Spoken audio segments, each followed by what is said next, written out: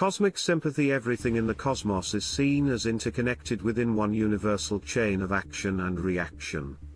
All creation is an interdependent unity, in which everything interacts either positively, sympathetically, or negatively, antipathetically. Sympathy of all creation was connected with the notion of the reciprocal relation of the heavens and the earth. Influence of the heavenly bodies. The belief that the earth influences the stars by means of the nourishment of its vapors had been advanced by the pre-Socratic philosophers Thales, Parmenides, and Heraclitus. The reverse influence is evident in the effect of the sun on plant and animal life, the lunar effect on the tides, and the fact that the rising and setting of stars accompany the changes of the seasons. Melothesia, medical astrology. Melothesia is the branch of astrology where heavenly bodies were assigned influence over the parts of the human body. Its conceptual background was the assumed sympathy between macrocosm and microcosm.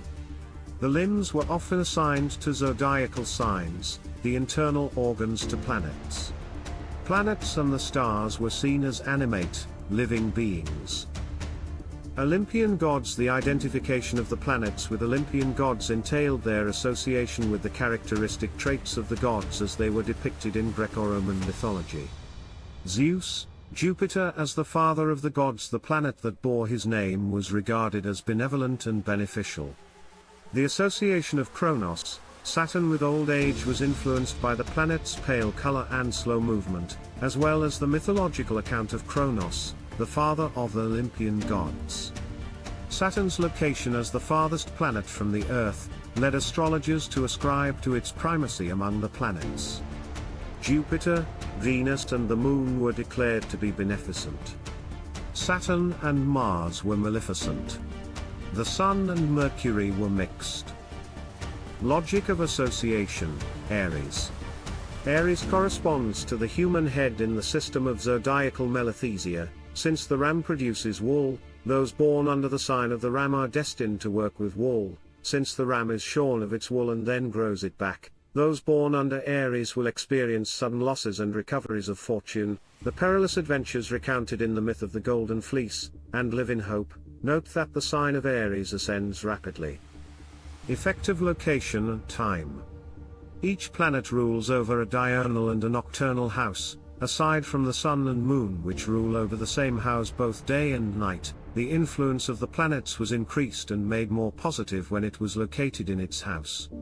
Each planet had its exaltation in one of the signs or a particular degree of a sign, and its depression in the diametrically opposite position of the zodiac. Being in its exaltation had a beneficent effect on a planet, while being in its depression had a maleficent effect.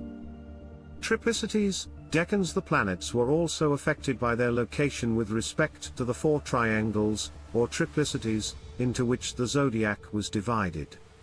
Smaller parts of the zodiacal signs, such as the terms and the decans, were also allotted to the planets. The decans, located at 10 degrees of the ecliptic. Since the decans had originally been divine guardians of time in ancient Egypt, they are regarded as astral powers, located above the zodiac, in the Hermetic literature. Angular relationships, aspects when two planets or two zodiac signs apart 60 degrees, sextile, brings support, opportunities.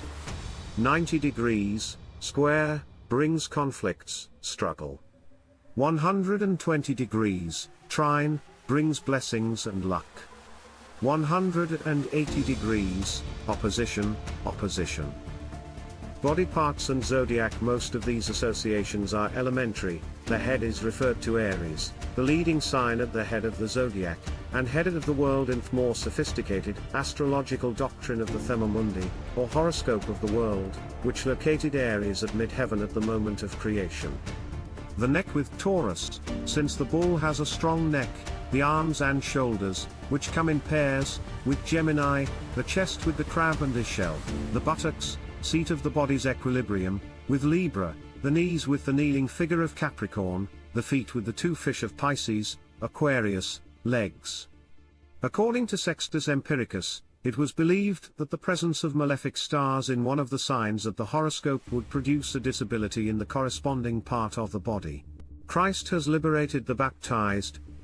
Jesus liberated humans from the wheel of generation, astrological fate.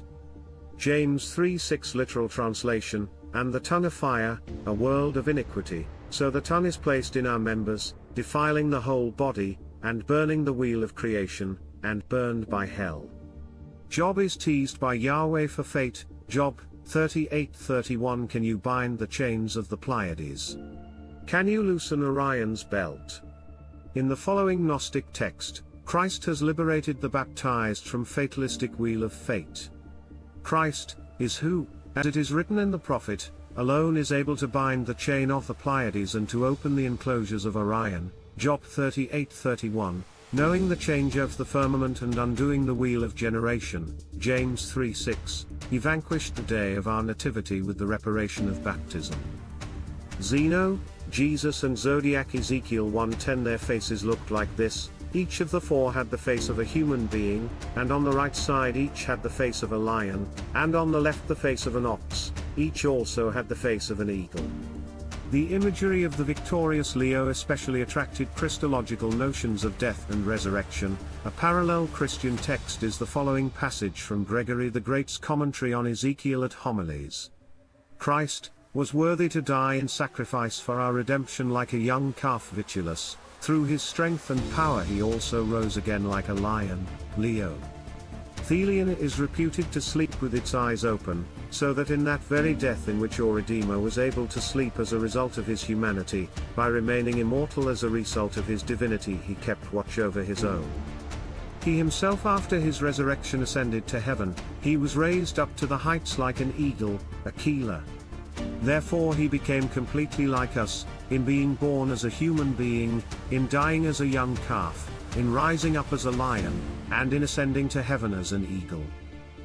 The four cardinal in ancient astrology. The four cardinal points of the zodiac were located where it crosses the eastern horizon, called the ascendant, or horoscopos proper, at its zenith, called midheaven, medium caelum, at the setting point on the western horizon, the descendant, and at its nadir, lowest heaven, emum caelum. At any given time 4 of the 12 zodiacal signs occupy each of these cardinal points. The sign preceding the sign at the center of a particular cardinal point is termed the apoklima, the declining sign, while the sign that follows is the epanaphora, the sign which rises after.